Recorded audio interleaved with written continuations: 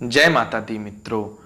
आज का प्रश्न है, जो व्यक्ति अपने मन, बुद्धि और इंद्रियों को वश में करके अपने आप को ईश्वर को समर्पण कर देता है तो भगवान कहते हैं कि मैं उसे प्रत्यक्ष दर्शन देता हूं।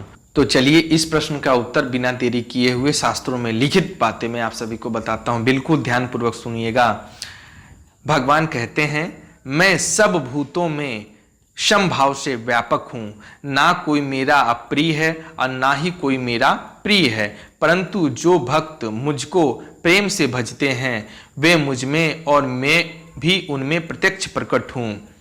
भगवान कहते हैं, जिनका किसी से भी द्वेष नहीं है, सब पर हेतु रहित दया और प्रेम है, जो क्षमाशील हैं, अहंकार और ममता का जिनका अत्यंत अभाव है, जिन्होंने अपने मन, बुद्धि और इंद्रियां वश में करके भगवान में ही लगा दिए हैं, जिनसे किसी को भी उद्वेग नहीं होता, जिनका हृदय इच्छा, भय, उद्वेग और अनासक्ति अत्यंत अभाव होकर परम शुद्ध हो गया है, जो पक्षपात रहित और दक्ष हैं, जो संसार से उदासीन और विरक्त हैं, जिनमें कर्मों के कर्तव्यपन और फल इच्छा का अत्यंत अभाव है, हर्ष शोक का भी जिनमें अत्यंत अभाव है, जिनका वैरी मित्र में, शीत उष्ण में, अनुकूलता प्रतिकूलता में और मिट्टी स्वर्ण के समान भाव है। इस प्रकार संपूर्ण प्राणी पदार्थ भाव में, क्रिया और परिस्थिति में जिनका समान भाव रहता है,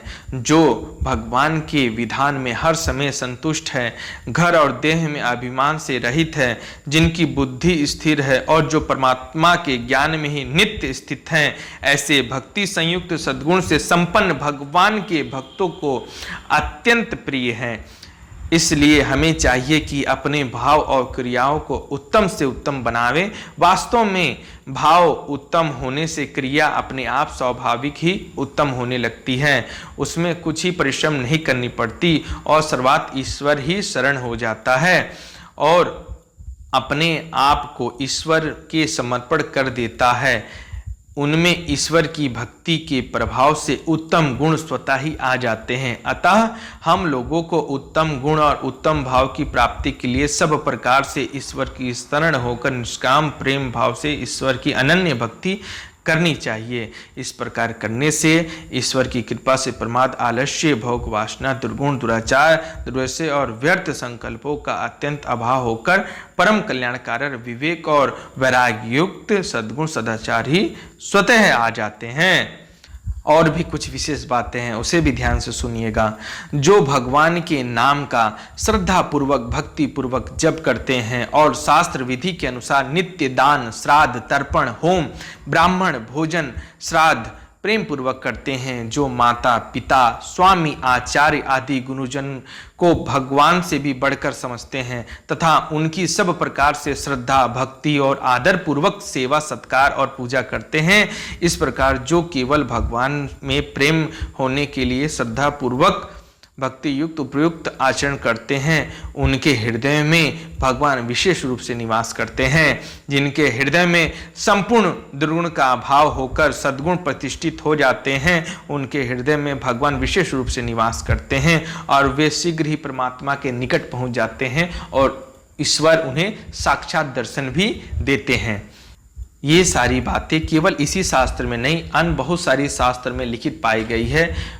कई सारे पुराणों में, कई सारे हिंदू ग्रंथों में ये सारी बातें लिखित आई है।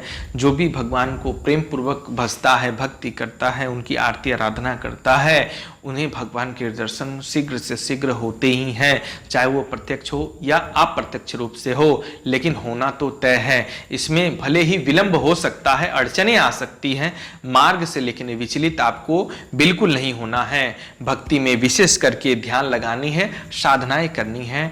देखिए, मार्ग है तो उसमें अड़चन आना भी तय है, क्योंकि उस मार्ग खाली रहे ऐसा हो ही नहीं सकता और भक्ति करने वाले भक्तों के ऊपर भगवान का साया हमेशा रहता है। वो आपको छोड़ के कहीं नहीं जाते, हर पल आपको ध्यान देते हैं, बस आपको इस बात का पता नहीं चलता, आभास नहीं होता। तो इसमें शंका वाली कोई भी बात नहीं है। प्रेम पूर्वक भक्ति करिए, तपस्या करिए, मंत्र जप करिए, हवन इत्यादि करिए, बाकी परमात्मा आपको जल्द से जल्द दर्शन देकर ही रहेंगे। ये विश्वास आप बांध लीजिए कि ये तय है कि परमात्मा मुझे आज नहीं तो कल जरूर दर्शन देंगे। अगर जानकारी पसंद आई हो तो चैनल को सब्सक्राइब जरूर करिएगा। धन्यवाद।